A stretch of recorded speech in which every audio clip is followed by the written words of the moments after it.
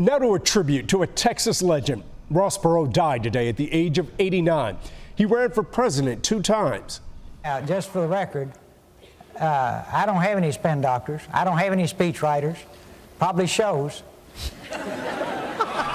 And that's just a small part of his story. He came from almost nothing and became a billionaire. And he didn't mind giving it away. This guy did so much to help others. Let's start with how he earned it all. He took a $1,000 loan from his wife and founded his first company, Electronic Data Systems, at age 32. He sold control of the tech company to General Motors for $2.5 billion.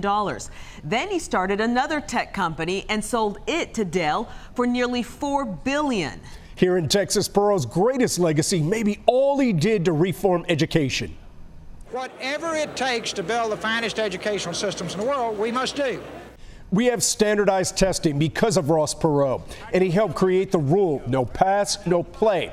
Athletes have to pass their classes or they can't play in the game. And Perot was the kind of boss we all wish we had. When 2 of his employees were trapped in Iran, he sent in mercenaries to save them. And it didn't stop there. Perot has a special place in the hearts of veterans. And tonight we have a really cool story pulled from WFAA history. Here's Matt Howerton with the journey to Vietnam.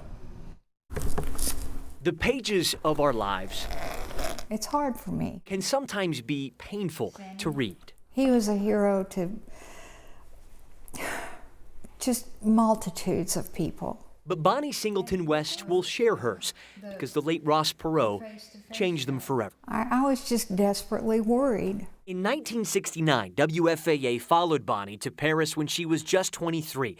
Her husband, helicopter pilot Jerry Singleton, had been missing for 5 years, shot down flying a rescue mission in the Vietnam War. We went to Paris with the message, are we wives or widows? You see, Bonnie and other military wives whose husbands were unaccounted for met with the northern Vietnamese, demanding to know if the men they loved had been captured and are alive. Every day we wondered, is this the day that he'll be tortured to death or starved to death if he's a prisoner of war? Their trip was seen all over the nation. Following our original request to the North Vietnamese, and captured the interest of a young Ross Perot, who immediately met with Bonnie in Dallas and said this: I want to know what this is all about, and I want to know what I can do.